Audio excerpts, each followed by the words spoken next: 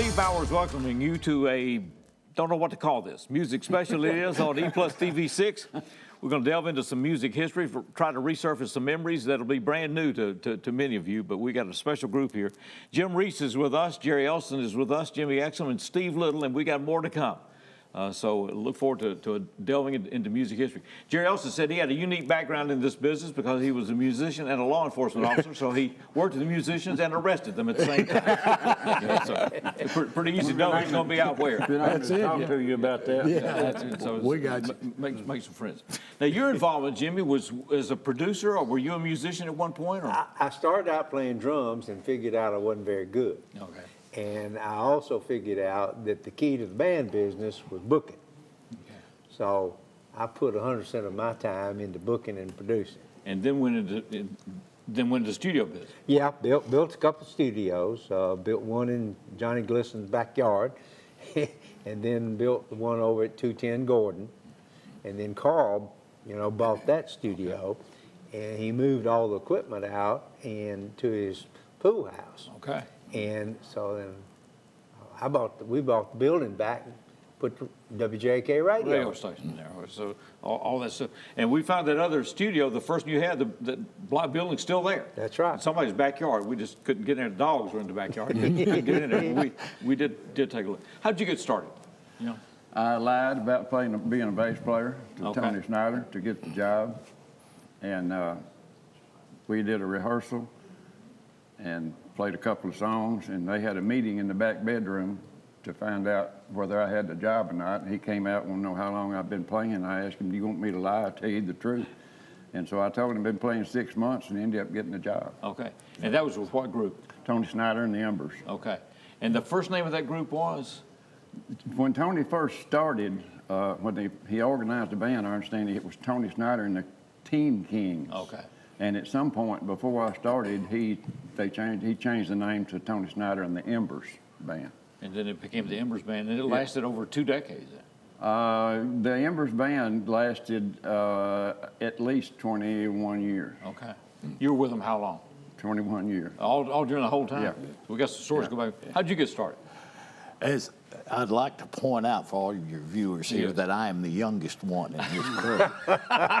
So you started a decade or so later. That's right. Now, in high school, 3 friends got together with 2 of our other friends from Northside. The Continentals were born. And that was about 66.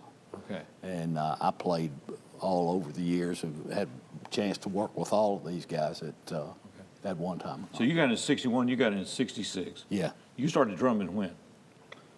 58. 58, okay. You played the drums? Could you speak up? Could you speak up? What was that? All right. 88. Steve, what about you? Well, I started in 64. Okay. Couldn't play an instrument. Always people would come up to me and say, what do you play? You ain't been in a band so long? Nothing. I sing. Okay. So anyway, I guess I was fortunate that I could carry a tune a little bit. So anyway, I was started in 64, and I stayed in some sort of a band, a rock and roll band, till about 82. Okay. And then I went into the Delacardos group. Okay. We were together about 33 years. So what was the first group? First group was the Cavaliers. Okay. And then it was the Merritts. And when I was in college is when we changed the name from the Cavaliers to the Merritts. Okay. And we had a guy that came and heard us one time, wanted us to consider putting out a record. I'm not sure we were good enough to put a record. Obviously we weren't because we didn't make it with that. But anyway. So y'all went to Memphis We to went record? to Memphis to record, Okay. and I think Jimmy might even be able to remember. I think Chip's Moment was the one that actually did our. Okay, the American Sound Studios. down Yeah, there? he's Okay. the one that did our session recording wow. that day. And we cut a record under the Cavaliers. We had to change our name had changed our name from the Cavaliers to the Merritts because there was a J. Frank Wilson and the Cavaliers, and they were a regional band. They were from Arkansas, and they had a pretty good hit out that time. So they encouraged us and really told us we had to change our name. We were talking about it because the Embers, there was an Embers in the Carolinas and the beach music thing, and still, still working or whatever. And said you didn't know that till there was YouTube. I was looking up some stuff on YouTube to see if we had anything on there, and came across the wrong Embers. Y'all had a lot of stuff out there. Yeah, a lot of stuff out there. Okay. Who was in the group, Steve? Like Cavaliers. In the Cavaliers, well, believe it or not, it was the very first thing we did was when we first got together. Pat Parham with Johnny Parham. Yeah. His daddy was one of the commissioners Yeah. here in town. So that was Pat, and you may have to help me out here, Jerry. But it was Johnny played Mullins. keyboards. Johnny Johnny Mullins Mullins. was on keyboards, and of course Bill and myself, and it had Wayne Maddox from Bemis, and it had Danny Cleary. Okay. And Danny Cleary was a guitar player. player. And he was Yeah. an Great. unbelievable guitarist. Fantastic musician. He was only 14 years old. Yeah, I've wow. never seen anybody. He was kind of like Travis Womack, that kind of Yeah. a player. Yeah. And- And Tillman. And John Tillman was on drums. Okay. Yeah. And Travis he's still been playing this whole time, Yeah. and he just put it down temporarily a couple of weeks ago. Really. Yeah. Yeah. Because when I was out with Perkins Band, Travis was band leader for Little Richard. Whoa. And okay. Yeah, he stayed with Yeah, him. he stayed with him for a while. Long years. Sure did. And you said you had to go on the road for a while with Peter and Gordon. Yeah. So Well, how did that came about through Travis, because when we went, we had a session in Memphis. The guitar player quit, and we were told, Roland told us to come down anyway. That he had a guitar player that would do the session with us, and it ended up being Travis Womack. And then later on, General Arts Corporation out of New York called, I think it was Ray Brown booking agency in Memphis, and wanted three Memphis musicians that they requested. And Travis called my house in Jackson, Medina, Tennessee, to see if I could go to play the gig. So Okay. I thought about it about 8 seconds. About 8 seconds. Well, he mentioned a name there, Okay. Roland James. James. Okay. Yeah, sure. Let's follow that up then. Yeah, well, the first recording session that we ever did with Marvell's was Roland did. At Sonic. Sonic. Yeah. And he had 2 mono machines, and you cut the first track and then you throw it over on the other machine. And the second machine was not. He had an old Ampex 350 that Yeah. was his master machine, which was great, as good as it came then.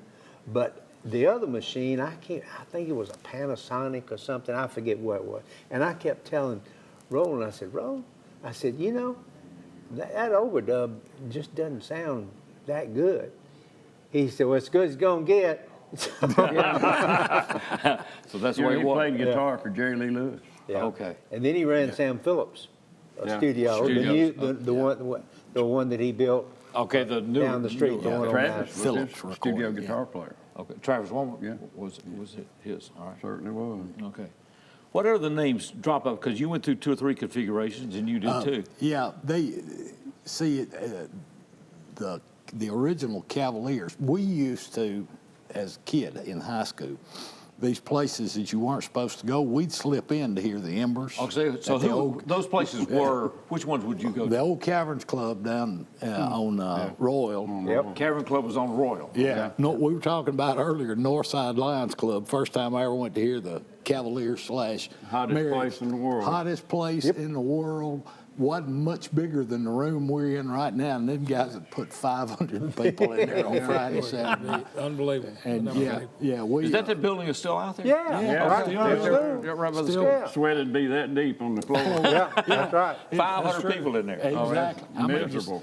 These, I guess the fire marshal wasn't around in those days. right? there were, and we're kind of going there, but the Continental Band, the originals, Larry Martin on vocals, Mike McNeil on drums, me, Ben Haynes on electric bass, Ronnie Harris on keyboard. Out south was a little bit different setup, and there was a guy named Sonny Grimm. Started out, opened a place called Sonny's Pizza Parlor, one of the first pizza, even before Village Inn. Okay.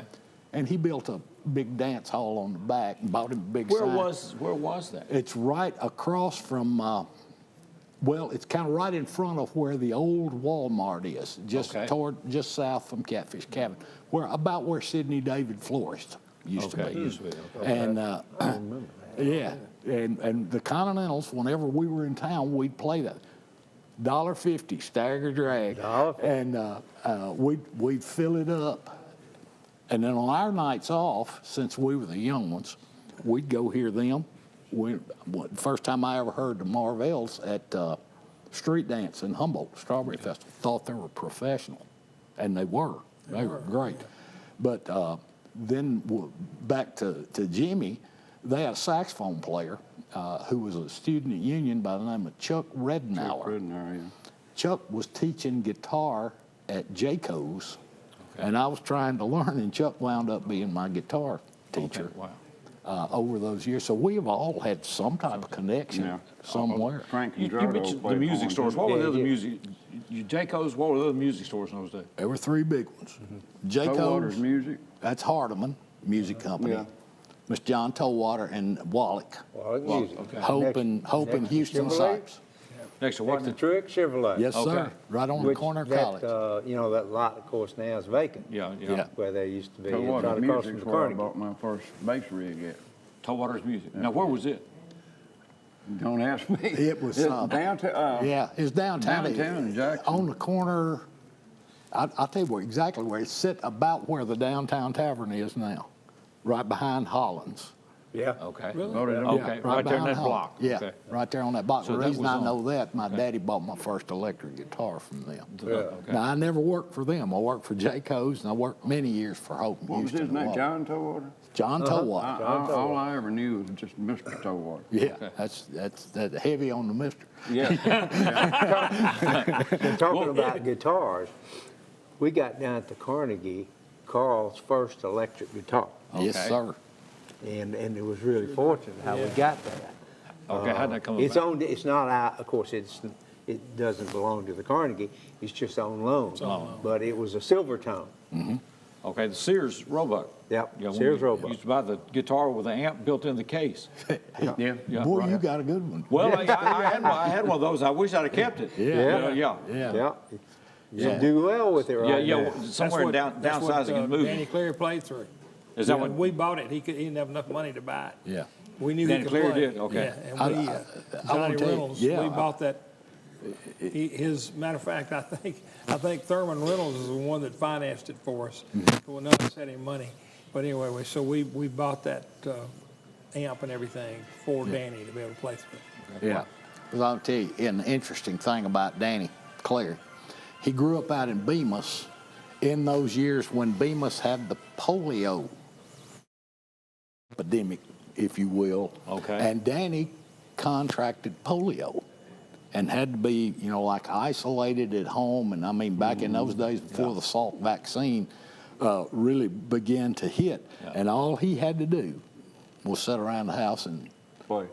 Okay. And when I got to Sasso and I started playing with Continentals and he was playing with Cavaliers, a lot of times, I'd catch him in the hall and I'd say, hey, look, y'all played this song the other night. And he'd say, oh, you do it like this. So, he was an That's amazing why he had talent. that little gimpy leg. That's why I always walk with a limp. Yeah. And another interesting thing was the two most popular social gathering places were at Bemis. One was the skating rink and the other was supper club. Yep. Okay. Exactly. Both of them was Bemis.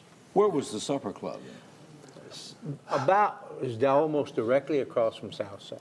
Kind of High where the school. Sonic is right now. Well, Right Sonic there on is the across corner. from South Side. Actually, if you look at it, West Hartsbridge Road that turns up beside the Sonic, Yeah. they had not built that yet, and that's where the supper club Because sat. it was down in the hole. Yeah. Okay. It's down there. Who owned it? Guy- Raymond. Raymond Davidson. Raymond Davis. And it was all about, no matter what anybody says about, in those years, sitting on top of the buckle of the Bible Belt. Right. Everybody loved the music and didn't love where you had to go to hear good music. But Raymond was all about the music. These guys will tell you some more about that later. But Jimmy and Steve and I, we've all talked about this. But in 1957, 58, Raymond, you wore a coat and tie if you went inside the supper club, okay? Raymond put an all-black band, Philip Reynolds and the Faithfuls, in his club, 57, 58. Okay. You couldn't get in the doors. Nope. Do good, get in the parking lot. Yeah. That's right. Okay. And he drew from Ole Miss. He drew from Memphis State. He drew from Vanderbilt. It's crazy. The last year, I graduated in 59. All right. And it closed the next year. Is So that why did it close? South side. south side. Okay. Oh, the school. School across He had the beer street. lights. Okay. So the school moved in the neighborhood, so the School moved in the neighborhood, never was fair. That no never was a grandfather fair clause, deal. you're out. Okay. Ran a man out of Get rid of business. the nightclub, didn't build a he church go next door. north? Right. Yeah, he went, then he built the one, Out north. Built the He went crest. north. Crest. So that was up toward Three-Way then, right? yeah, it's where the It's where the VFW is. VFW. VFW is. That's He where, built that's where that he club. went there. Yeah, yeah. Oh, we're talking on North Highland then. Yeah, right Yeah. by the golf course. Yeah, there was a supper club at one time up around Three-Way, right? Or am I wrong about that? No, that's now we're going back to law enforcement now. All right. Sheriff's Department business. That was the Century 21 Supper Club that somebody Yeah, there opened was a up. restaurant there after that. Yeah, Right. that's right. Somebody put some. Little separate booths or Yep. something first around here. Yeah. Was But, Philip Reynolds, were they the house band kind Yeah, of? they were the House Band Supper Club. Carl Raymond worked 3 bands, and he was close. His daughter and my late wife were best friends from elementary school up, still are. And matter of fact, at some point, I probably could get she and her sister to come down and talk to you about those days. Anyway, Raymond had 3 bands who worked in there. Philip Reynolds and Faithfuls, who got to be so popular they got to call them the Supper Club Band. The original Perkins brothers, Clayton, Carl, JB, WS on drums, and then another band called the Stewart Brothers from here in Jackson. If you'll read Go Cat Go, Carl makes a statement in Go Cat Go that it was at the Supper Club where he got the influence of, hey, don't step on my suedes. Yeah. SWADE. Yeah, And, yeah. and I bought a magazine from overseas that, a music magazine that did a whole spread on the Stewart Brothers. Yeah. All the old pictures and everything. Well, That's amazing. We visited studio sites with Jimmy Stevenson. He's done a segment with us, and yeah, he has supplied information to these European writers in there. Yeah. And Kenny Parchman, all these Yeah, people. I mean, that's they, right. they, I Sure. mean, I forget all the Great people. Yep. Yeah, we were talking about a little bit earlier that you guys will get a kick out of this, but the Continentals, this is back in '67 or so. We are playing Moose Lodge here in Jackson. And one of the guys who's a singer with us at that time named Richard True comes in with 3 young men into the Moose Lodge, and you can hear the oxygen go out when all the crowd goes, ah! And it's Ferris Lanier, Orlando Smith, J.C. Hill, known at that time as Ferris Lanier and the Sensations. And we hit the first notes, and they started singing Best Part I Ever Played For in My Life. Brought the house down. Those guys were talented and went on to become Ferris and the Jacksonians and then the Lanier. Oh, Company. wow. Well, there it comes. Okay. This guy on the end down here, Bill Wade, what was the name of the band that y'all? You're probably thinking about the Merritts, probably. The funniest thing that I remember from working with these guys, one Sunday, the Jackson Sun came out, newspaper, and there was a picture in the entertainment section of these guys at the airport. Bill Way probably, Oh, yeah. Bill Way I probably remember that. thought of it. Yeah. But they had equipment stacked out there. You'd have thought that the Beatles had just landed and all of them lined up.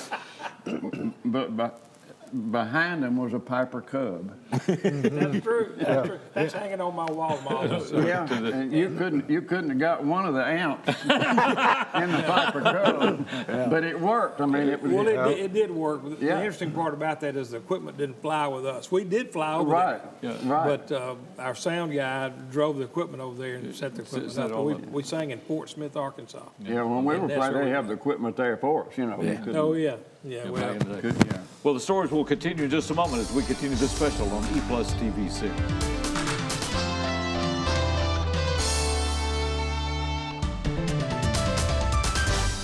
Welcome back, E Plus TV 6. We continue our conversation with some distinguished men from the music business and history in this city.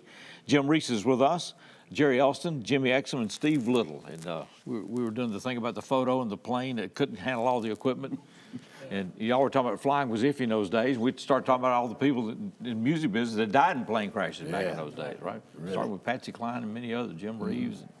And then you were talking about the Barkays and Otis Redding. And Yeah. wow, Yeah. just stunning. Yeah, just stunning. But Steve, talking about the bands, because I want people to understand that, we talk about garage bands and all that stuff, and in one sense they are, but then y'all worked a lot. Y'all started working a lot, and Jimmy, you were booking a lot of it, and Jerry as well, and Jim. We did work a lot. We were fortunate. We didn't really start working a lot until we worked a lot with the Cavaliers. I tell you what's interesting about that young group when we first started was we had somebody, Valley Hull, that was ran the old Holiday Inn here that was on Highland Avenue. That was the second Holiday Inn, I think, in the country. One of them, It was one of them. It was first or second, I don't know, but I think it was the second one. Anyway, he came to us and wanted to know if we would come out there and play every Saturday night for all adults. Now, we were a bunch of kids. And so we talked about it. Played in the dining room, or? In the dining room. Well, it was in the, there was a little banquet room off the lobby. Okay. It was about the size of this room here. Okay. And so anyway, we went over there and played, and he paid us $10 a piece. We played every Saturday night. We did What would 4 y'all play? hours. What songs were you playing in those days? Stuff that would accommodate an older crowd, but we were playing just our regular stuff. We didn't know anything but our regular stuff. But the other thing about that band that I remember too is about that time y'all got rid of Wayne Maddox and brought in Johnny Reynolds. We did. That's about when we brought in Johnny Reynolds. And of course, Johnny was he was a major asset to the holy group. smoke! What a Great talent, musician. man! He was unbelievable, really. He was really good at organizing the music and putting all that part of it together.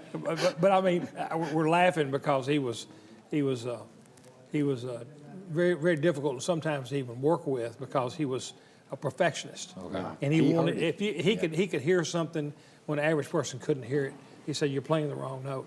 Of course, he would end up making somebody mad because, well, I am playing the right note, Yeah. But he could hear it. It's to know you're not. Yeah. And to not be, he was not a trained musician.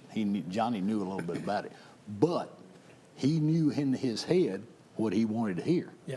And he'd wear me out. He'd say, "Man, I got this chord, man, and I can't believe it. I can't find it, man." And I said, "Well, let me play this, and you play this in the bass." And he said, "That's it. That's it." You gotta learn to speak Reynolds. If it wasn't right, if the song wasn't right, or there was a note wrong, he wasn't going to do that during a gig. But during the years when this is later on, fast forward, Steve, Grace Eliza out front, me, Johnny Reynolds, Alan Wheeler from the old Embers band, and Butch Cogdell on drum, another great drum. We were doing a lot of that Donna Summer, Bee Gees. Ooh, okay. Yeah, exactly right. Son. Yeah. Okay. No more 3 chords in a capo. No. Some of them songs have 25 chords in them before you get to the second verse. That's right. Yeah, some of them were complicated. The intro had 10. Yeah, no. But Reynolds Johnny heard exactly what he wanted. He heard what he wanted Steve to sing on a harmony line. It was amazing. I can go on about Johnny. So he arranged the stuff then, or started arranging? He would arrange most of it. He would do it. The music part of it. And he was a good singer too. Yeah, he was. And we had tight harmonies and all that kind of stuff. Yeah, we did. We did a lot of that stuff. We really did. The best studio that I've ever been in is no longer there. But the best studio that I've ever been in was in Nashville. Sam Phillips built a studio on top of the Masonic Temple that was downtown. And I'm telling you, the atmosphere, the control room was like about 4 feet above the studio floor. And that's where Roy Orbison was doing all that stuff at that time. And, and that's where the Marvells cut. Okay. Good stuff. And really, that was one of the best studios I believe I've ever been in. Did Scotty Moore go up there? Was he working there? No, Scotty Had his own place. Scotty. Larry Rogers bought Scotty out. Okay. Scotty had Studio 19. 19, Okay. That's right. All right. And but Scotty was on. Of course, Scotty was over there on Music Row, and this was downtown. Okay. And then the Masonic Temple. Well, I take it back. Fred Foster, Monument Records, bought it. And then the Masonic Temple later on decided they wanted the floor back. Oh, wow. And so that's when Fred Foster built the studio out on Music Row. Okay. All right. So the Marvells got up there how? a guy named John Bozeman. He was I don't know how to describe John. He was a young philosopher. He took young people and worked with them, but he was a writer. And he knew all the people in Nashville. And he was well connected. Was he from here? No, he's from Nashville. Nashville, okay. And, you know, and I met him. I was up there one time trying to book some bands. And I met John and became acquainted with John. And we just, you know, we started working with John. And John was a great arranger. And so that's how we got to Nashville. Did anything get pressed out of those sessions? Oh, yeah. Okay. Yeah. All right. Yep. We did, you know, We worked with recorded our John. record. Yeah, with that's right. You Roland. did. Yeah. Steve and them worked with John. Okay. We worked How with would you describe John? He was an even-tempered, really, really just a nice person. You wouldn't think he would be in the business he was in, actually. Yeah, That's kind of the way that's I true. would. Yeah, But he was- did work with a lot of young people. But he did. Now, you were saying, To know about studio, the only studio that we were fortunate enough to work in was Roland. Yeah. And when you said the control room was 4 foot above the Yeah. thing, that's how he had his. And Roland's echo chamber was above the entrance. So if somebody came, if he didn't lock the door and somebody came in, wham! And it would echo through right there. there to the, Excuse me, did he show you how he made the echo chamber? Yes, Had yeah. that little corner thing down at the end of had a microphone sitting at the Yeah. end of the, like a horn of plenty, a corn. Yeah, what do you- right. Yeah. Cornucopia, Yeah. yeah. But the best echo chamber I've ever heard, bar none, nothing ever compared to Motown's echo chamber. Okay. And Barry Gordy's daddy built that in the eve of that old house. You know, Motown's recording studio was a double car garage. First floor. And I mean, you know, it was, and never changed too much. But he built this echo chamber, and that echo is all of Motown sound. I wouldn't put a musician, I wouldn't put anything above that echo Okay. chamber, because I'm telling you, if you're an engineer and you pay attention to Motown's the stuff when they were in Detroit, it was all echoed. I mean, he echoed everything.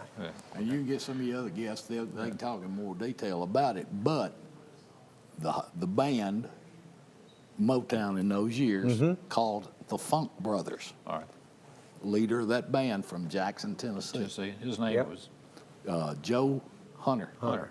Joe Hunter, Hunter. Yeah. piano player. Yeah. Yep. Yeah. And he became the leader of the Funk Brothers. Okay. And there's a lot of folks out there that have done this that have connections to our town. Yeah.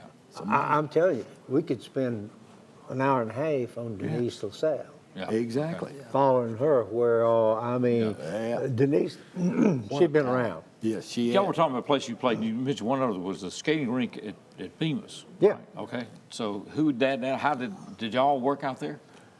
Well, no, we never worked out there. You just That went. was just a social gathering. Place I to mean, hear. if you wanted to get a date or you wanted to take a date somewhere, that's where you We went. went. I don't Okay. think they ever had bands.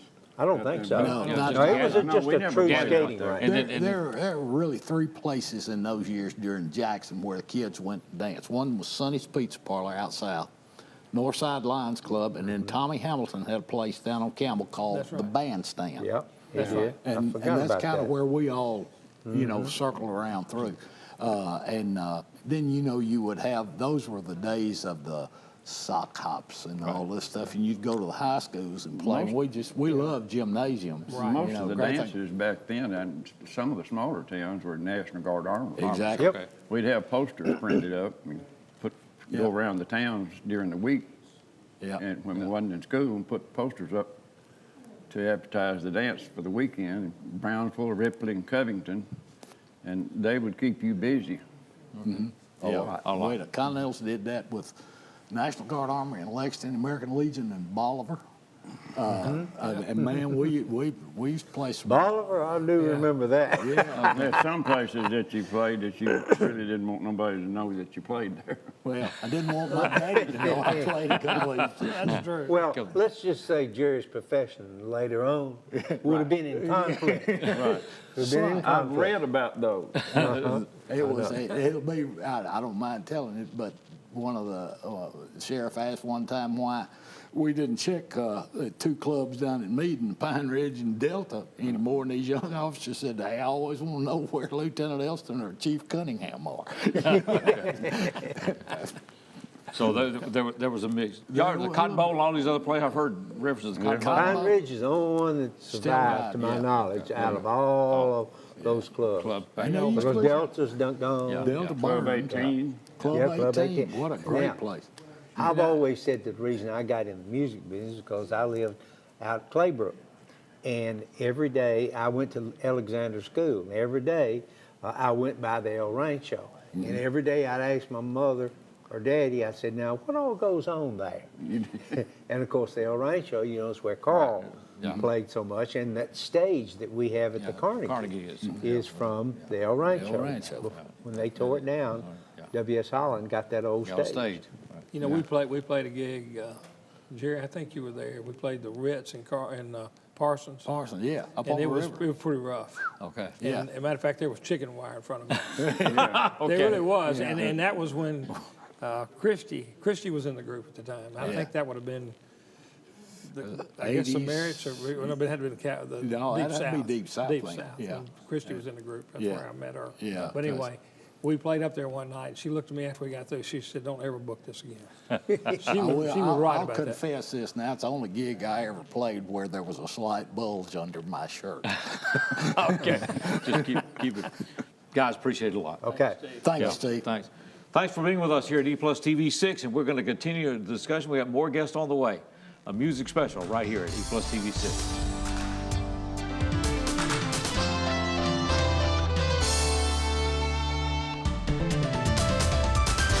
Steve Bowers, welcome you back to E Plus TV 6. We continue a music special interviews on music history in Jackson and West Tennessee. Joined by Willi X Evans, by Fulton Childress, with Joe McKinney and Newt Hall. Good to see you guys. Good to see you. Now we just completed a session with Jim Reece and Jimmy Exum and Jerry Elston and Steve Little, and I need to ask you two guys, is there anything they told us true, or do we need to make some corrections? Probably do. And so, how did you guys get started? You want to go first? Oh, yes, I guess so. Since I know. Yeah. Yeah. Well, basically, you know, it's, I guess, technically and professionally, high school. All right. But You before- were in high school where? at West. At West. At Okay. West High School. Philip Reynolds was there. Is that Yeah, right? Philip Reynolds was there. Okay. So you, And, did you start that's- playing the sax or something else? Or? Well, no, I actually started out playing drums. Okay. And went from that to clarinet, because Mr. Reynolds kind of encouraged me to play clarinet because I always wanted to play sax, but he said, you know, start out on clarinet because it'll be a good stepping stone for that. But fortunately, a lot of the young ladies wanted to play clarinet, so I got off clarinet, so I started playing alto sax. Okay. Right. And so you played the high school band? Right. Okay. Yeah. Joe? Well, I started when I was about this tall. I'm not much taller than that now, but my uncle was a student at Lane College, and he played clarinet and piano. Matter of fact, he played with Philip Reynolds and the Faithfuls. He was playing with them when they cut that record, Do Why Did He? Okay. Oh, wow. And so he started teaching me at home. My parents both had passed away, and I was living well, my father hadn't passed away at that time, but my mother had. And I was living with my grandparents, his parents, my girl's parents. So he started me on piano, and then he switched me to French horn. Whoa.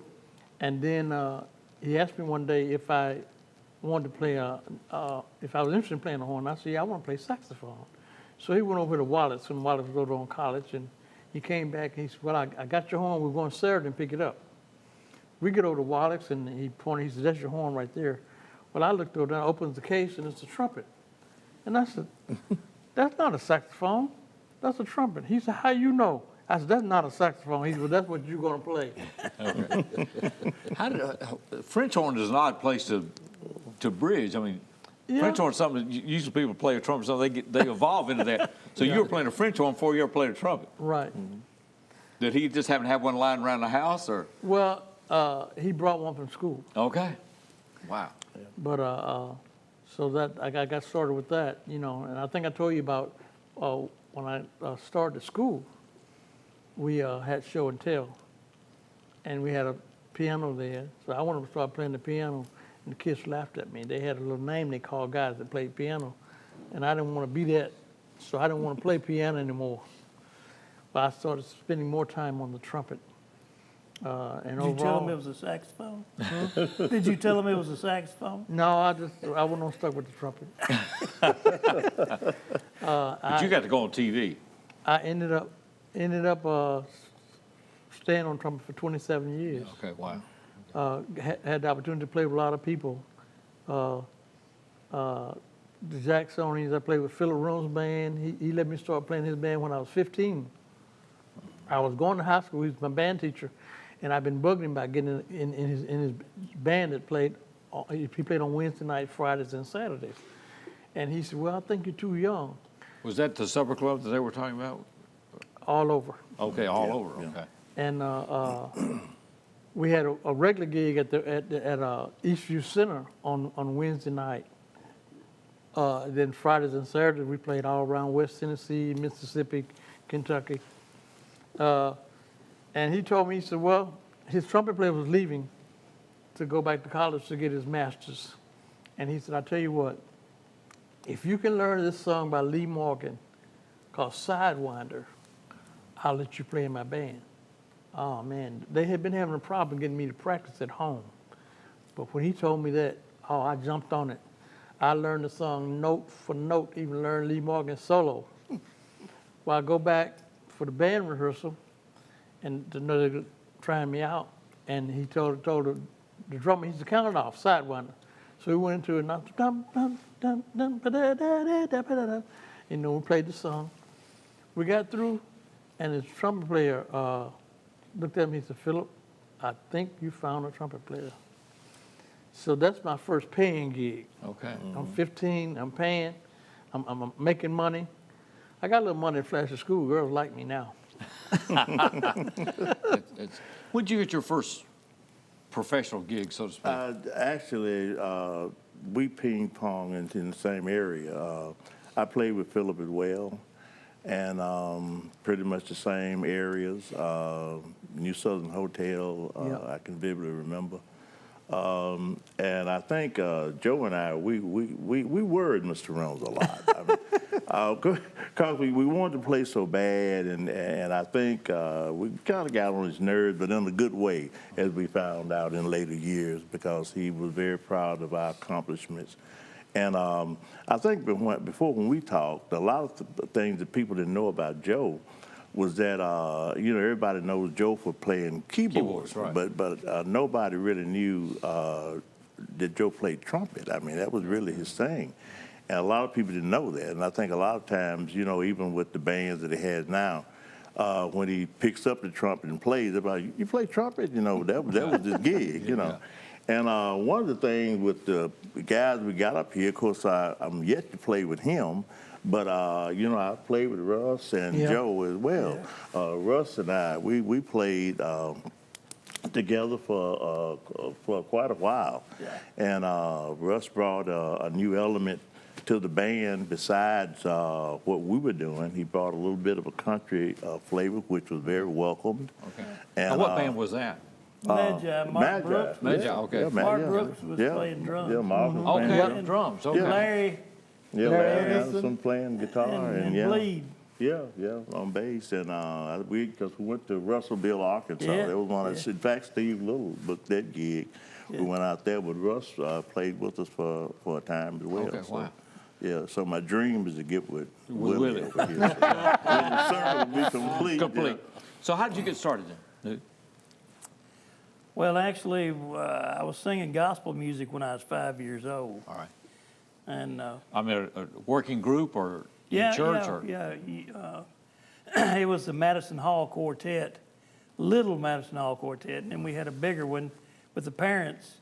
And you remember the Fowler brothers? All right. So it was me, and we were always in competition with the Fowler brothers, and we'd go around all these conventions. And then in high school, I was in the all-state chorus, and had played a little piano, but didn't really know how to play.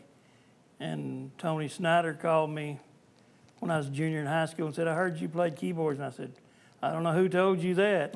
But the next weekend, I was playing with Jim Reece and Tony Snyder and them at the Embers at the Ritzy Palace. Ritzy Palace was where? Sort of across from the old Dr. Pepper building on Airways. Okay. Well, that's another, that one I hadn't heard. Oh, yeah. All right. Well, tell me about the Ritzy Palace then. Well, I think Nina Garner, Had a place on Royal. and she sort of owned that, and it was a honky tonk, Okay. you know. But we had fun. Well, you seem to know this place. Did you play there? Yeah. Okay. I worked with Tony for a while too. Oh, is that right? Okay. Dot, Tony, and Bobby Pounds, and so many guys. Like I told you once before, probably every musician in Madison County or surrounding counties that's near my age, I played with them. Okay. Fulton, the same way with you, or did you branch off? Jerry Elston and I, we know these places from a different angle.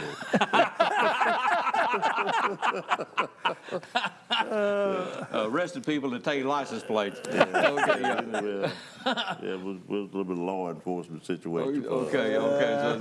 So y'all are checking on these. Well, Joe, you mentioned like on Shannon Street at one time that there was saloon and all on Shannon Street. I mean, when you go back into black music history in this city. Yeah. Right there where Blacksmith is now. Okay. Used to be a saloon. Big Maybelle used to sing in there Oh, it's all right. Okay. before she left and moved to Chicago.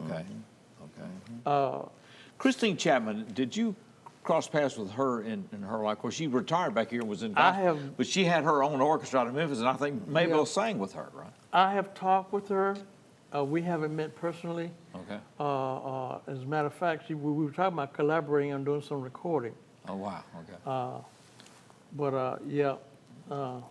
That's Because she was another figure from Jackson. yeah. Another area that we both played with Mr. Reynolds was Palm Garden Yeah. on Lane Avenue. On Lane Avenue. Okay. Place called Palm Garden. Yeah, right down. Wow. Coming down Lane just before you get to Right before you get to Whitehall. Right, before you get to Whitehall. Yeah, it's right on the left. Okay, Yeah. interesting. So, Great spot. It Okay. was, yeah. I wonder how many places there were in town in those Oh, days there used to play. be a bunch of places Oh, to yeah. play. Oh, yeah. You know, Yeah. Plenty of places to play. from Port Jackson to Oh, yeah. the Oriental Club Yep. to Carousel, Carousel. That was downtown of the New Southern, you know. Hot L Baltimore. Nina, That was later, a little later. Nina had, what was the name, down on Royal, right next to where the liquor store is now? It's an empty lot. The Caverns. Right there, you know where Popeyes is? Yeah. Yeah. Right Well, between yeah, Popeyes and right, liquor store. Nina had a place there. Yeah, well, she Heroes. changed it to the Oriental Club Yeah. because that, and then Mutt Carver was running it for her. Right. Okay. So a lot of places to play. Oh, back Oh, then, yeah. Ooh, that yeah. was- yeah. yeah. So you go About from, every street corner. so you make the transition from gospel singer to like just follow the music, right? William Lee Golden said, "I just always consider myself being in the music business." Exactly. Yeah, You know, okay. and of course my dad was good friends with Carl, and I grew around that scene, so was around it all my life. So I just fell into it. You know, What about you? couldn't When get did you out. start it? You come along a little bit later in this, or? Yeah, I'm the kid here. Willie the Kid. Yeah, that's right. I sang in church, growing up, but then my father said I had to get a job or do something, get out one. So, he said, you'll mow yards or whatever, and I didn't really want to mow yards, so we started playing. And We is who? well, I was in a bunch of different bands, but Mike Mingledorf, and Butch Glover, a guy named Dolphus Blackman, and we had a bunch of guitar players. Wes played with us some, David Bryant, a bunch of guitar players. Okay. Tom, eventually. Tom Price, okay. Yeah. Mm-hmm. And y'all played Court Alley, right? Tom and I played a duo, Court Alley. We played as a duo until he passed away. And I credit all my guitar ability. I don't have much. I'm a rhythm player, but I credit that to him because we were roommates for 4 years. During college, or 5 years. We managed to squeeze a 4-year college degree into 5, and that's how I learned to play guitar. Tell me about Court Alley. Oh, Court Alley was it was just crazy, man. I mean, it was a lot of fun. It was like, I guess the Downtown Tavern reminds me a little of it, but it was a lot more crowded. And it was just a room that Bull Durham had gone in and put in tore out some broom closets and put in a stage. And there were bathrooms on each side, of course. So every time a lady would go to the restroom, he would go, "Could you hear us in there?" And she'd go, "No," or she'd go, "Yeah." And he said, "Well, we could hear you out here too." What was the clientele of Court Alley? Oh man, just was it college people? It was or? college kids Okay. that we were playing for, and it was a lot of fun. Yeah, Bull Durham, he had a huge college following. Oh Is that right? man, Okay. he Oh, used to man, play yeah. in Martin. He played all over the area. Bull did. Yeah. And then Bull and Tom and I were in a house that we called the Davis Wizard House. That tire store they had thrown away this old sideboard off of a truck that said Davis Tires and Wizard Batteries. And I sawed off the batteries and tires, so we call that house the Davis Wizard House. And Bull moved in with Tex Atchison, which if you've heard a Gene Autry record, he played on every Okay. Gene Autry record, the fiddle. He wound up in Jackson, or? He was in Jackson. It was his last leg, let me Okay. tell you. But he was. Did he know Bull? Is that how he came here, or just? Yeah, Bull. You just had to know Bull Durham. I mean, but he brought Tex here some way. He Okay. wound up with Tex as his fiddle player, and so he wound up living at the Davis Wizard House with all of us. Okay. And That's probably about all it we was need to know. really bohemian, I'm telling you. That's probably about all we need to know about that. There was Bobby Carter gave us a Dr. Pepper machine that Bull would fill up with Blatz and Pearl beer. Okay. You could get a beer for a dime. I'm sure that violated several laws. That was the least of their worries. There were, But we would jam all night. I mean, there were many nights I'd wake up, I didn't go to bed because we were up playing. The people that would get finished playing would come over there house, and okay. play. All right. And we'd play all night. Right. Newt, making that transition, then coming in. What all people did you work with? Well, of course, with Handmade, when I started that band, Who was in it? the original band was myself and my first wife, Paul Daggy, David Radford, and Ron Haney. Okay. When my wife and I divorced, and Ron left to go to Nashville, we looked for a guitar player, and we found Wes, and he came as a package deal with Jimmy Sparacino, who was going to school at Union. And And then we hired Floyd Beard on congas, and we had the first integrated band in this part of the country. Okay. You know, so Because Floyd had his own recording career, right? in a way, I think he did some recording. A lot of it was with us. Yeah. You Okay. know, so. Yeah. But anyway, did a lot of shows with Charlie Walker, Head East, Roy Buchanan, you know, just whoever. Working. When did you put together Magi? In 1980. Okay. What prompted you? What did you been doing up until then? After school? Well, you know, I've been playing music because I'd been a couple of stints, you know, with the Jacksonians, and at that particular time, I was with a group called Medallion. All right.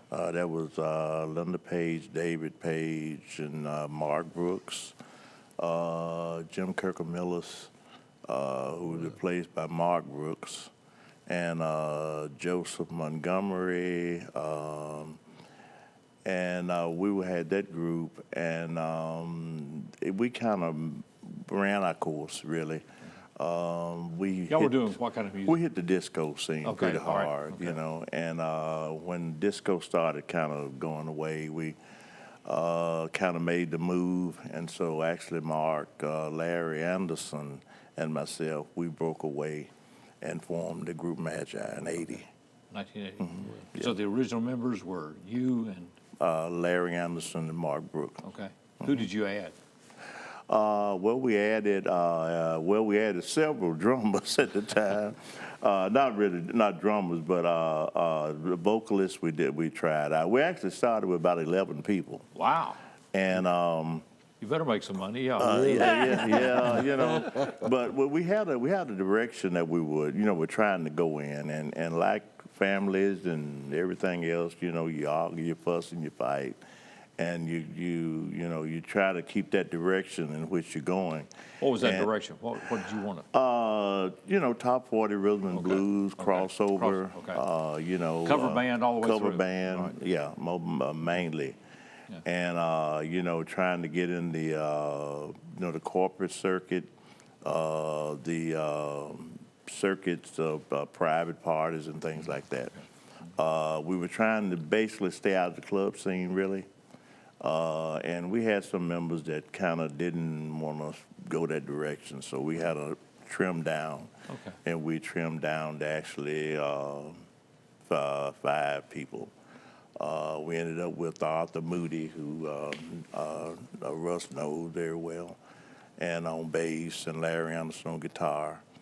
And I was dibbling and dabbling back and forth with being dangerous on keyboard from time to time, and sax, and actually Bartow Brantley was playing with us. Okay. We started out with us as well, so is that right? we had a lot of interchangeable parts there for a minute, but we kind of sustained over the years. Now, during this time period, you were doing what? Working with a lot of different people, Tony Snyder, O.C. Colden, pipes, Philip Reynolds. And at one point, I grew up out in Westover, so we kind of had a Westover group called the Young Generations with David Page and Chuck Page and Danny Glisson. Let's see, who all else was in the band. But we were young guys, and we did the Northside Lounge Club and played Southside, and, you know, our little place where the teenagers were hanging out. Okay. Had fun doing that. The Elks downtown, did y'all play there ever? Where? Downtown at the Elks. Yep. Downstairs. Downstairs at the Elks. Yeah. Okay. All right. He actually told I had come off the road. I had come off the road with the band Love and Hate. But I just want to inject this right quick. How I got with David and Linda. And Linda and David's band had kind of broken up. Mm-hmm. And David was asking around about he needed a front man and a sax player.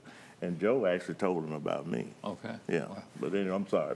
So you did some time on the road. You Yeah. But then decided the club scene and all stuff was just not where you wanted to be long. Yeah, it was a combination of a few things, really. Okay. Yeah, a combination of a few things. But that's another story for another time. All right. But, I was just telling telling them about a thing that happened with us in school. We used to have band concerts, and Fulton was the star. Every time we had the big band concert, Fulton played Tough Okay. on The Ace saxophone. Cannon song. On saxophone. Yeah, okay. So Yeah, he alto was a sax. star. Right. Well, when Fulton graduated, we were having the band concert the next year, and I told Philip Reynolds, Mr. Reynolds, I said, I'm going to play Tough on saxophone. He said, you sure? I said, yeah. I said, Fulton did it, now I'm taking over. So we had the concert, and I played Tough on saxophone, and people cheered, and the kids were clapping. Okay. I'm the star now. yeah, I heard about that. Okay. So Ace Cannon kind of set the tone for your stardom there in the Yeah, early days. yeah, Okay. absolutely, You absolutely. took Yeah, that alto I sax. heard about that. They said, man, you know, Joe played Tough at the first time he did. You know? Yeah. Well, who was telling that story about when you see somebody? Was you see somebody in the crowd there after your gig? Who But was I didn't see him coming. that? Yeah, okay, yeah. Yeah, showing up. What's the high point, best point for you, Newt, in looking at all this, or some of the best time period, I guess? Well, of course, in the 70s, you know, it's, that music and people are hard to beat, but playing with Carl some and Okay. Traveling with him. What was that like? I just should have gotten into that with Jerry. 'Cause, It's hard to describe, but, you know, when he walked into a room, everybody knew it. Okay. And we were in Indianapolis, and I mean, people like Jackson Browne, Bonnie Raitt, Sting, whoever, and they're all looking at him, you know. Okay, interesting. So it's, Okay. and it was real humbling because I grew up around him, you know. So, Yeah. and these people thought he was, Yeah. and he was. Yeah. Yeah. That's it. Best moment? Best moments? Oh, it's hard to pick one. Yeah. All of them have been great. I was telling Fulton about a situation when I was with Lil Milton. I was his co-star, and we did the Monterey Blues Fest. Okay. And there were several artists, B.B. King, several artists on there, about 7, 8 different artists. But I was Milton's co-star, and I did 30 minutes before he came on. Oh, wow. Okay. And the band was opening up, and I was doing my set, and the people were screaming and hollering. And I had gotten for Noel Lanier's a job with Denise. So she was on the ticket. He came out and was standing at the back of the stage. And when we came off, he says, man, I heard all those people hollering and the band was playing. He said, I wonder who was singing. And I came out and saw it was you. He said, how long you been doing this? I said, ever since I've been out here. That was a big thing for me to be performing in front of that many people. But one thing I had on my side was Milton started putting me on his posters. And when we played those gigs, I was on the billboard. So when the people came into the park where the festival was, my name was on the billboard with all the big stars. Okay. Special moment, good moment. Special moment. My special moment has to be really what I'm doing now and the people that I play for. Okay. We played a gig in Huntsville, Alabama about a month ago. All right. And, I'm always asked, how long you going to do this, And I think I was telling Steve before he left, I had some people in Brownsville, a couple of weeks ago, telling me, I got some daughters, don't retire. And these people in Huntsville, we had played the gig when it came out, and the lady pulled me over and she said, you come here. And I went over and I had no idea, what was going on. And she said, you've got to be sent from heaven. And I said, ma'am? She said, you're God's son. She said, you're special. You're special. And, those moments and those are the things that keep me going. So I guess I have a lot of special moments, but those special moments are those kind of comments. Okay. And there have been bigger moments, but those moments are the special ones to me. Okay. Yeah. Willie? In music, you know, the most fulfilling would be in church, you know, going to church and singing and, you know, because be grateful for what you got. But those years in Nashville were a lot of fun. All right. You stayed up there how long? It was 13, 14 years. I was up there a while. What did you learn about that experience? Well, I'm going to tell you, it's a totally different music climate. I mean, they're so welcoming. I didn't think I'd play, you know. I didn't think I'd get to play at all. And there wasn't a night I couldn't have played, you know. Okay. And just some amazing musicians. I mean, these guys, it's kind of like the musician's graveyard, I guess. But all these guys that used to play with, you know, like Brother Man played with Kenny Rogers and Percy Sledge and all of them. And, you know, having him to play with me on a regular basis, he was the band leader, and then I'd get these. We had a gig where we would get all these people traveling through town from Canada. We had the #1 harp guy from all over. They had some kind of harp contest. But anyway, he came out and played. It's just an amazing musician, just unreal. And like your guitar player calls you at the last minute and says, "I'm sick." Well, it's not hard to call, get another guitar player like that, because they're just, you know, I mean, these guys are used to the big stages, and now they'll play for $50, $75, because, you know, plus tips. But that's Nashville. But it was just a great, it's a real different, it's real welcoming, I'll say that. Well, Jackson's had an amazing talent base. That's one thing. It has. I mean, you got, you know, Kilzer and Brandon Lay. Isn't he coming here? Yeah, he's coming with the symphony. All these people. Emily McGill's up there. Jonathan Singleton, all this Jonathan Singleton. Yeah, all these other. And it, you had the right music stores.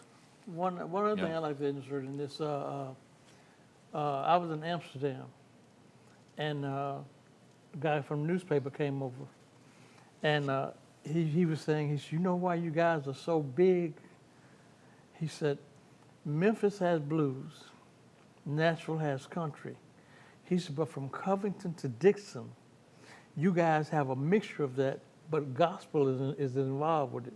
He said, "That's what made Carl Perkins so big," and he started naming other artists from the area. He said, what you guys have, you don't realize it. He said, but you got the gospel feel mixed in with the R&B and the country. And I had never heard that before. I think that's probably He said, true. from Covington to Dixon. We can't leave without mentioning Cecil's bandstand. Oh, I yeah. mean, I told Cecil to come, but he said he didn't get up this early. And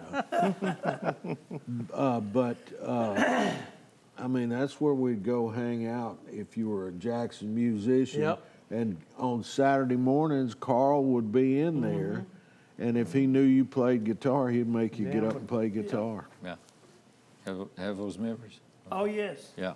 Yes. I mean, we bought our first equipment in handmade when Cravens was down on Hayes and Lexington. Yeah. Okay. So everybody shares that same thing. Yep. Thank y'all for doing this. Appreciate it. We just scratched the surface. We had to bring everybody back because there are more stories to tell.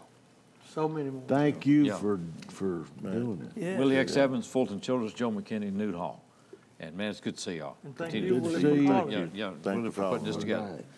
We appreciate you being with us here at D Plus TV6. Stay with us. This is where all the dialogues and music, everything else continues. Right here in Jackson, Tennessee, D Plus TV6.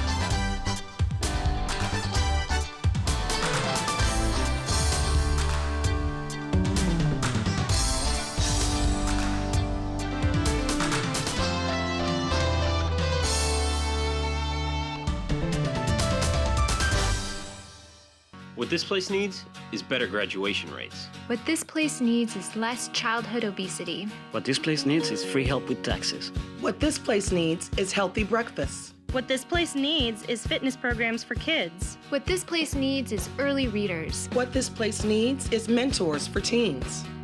What this place needs is people to join us. What this place needs is you. To donate or volunteer, go to unitedway.org.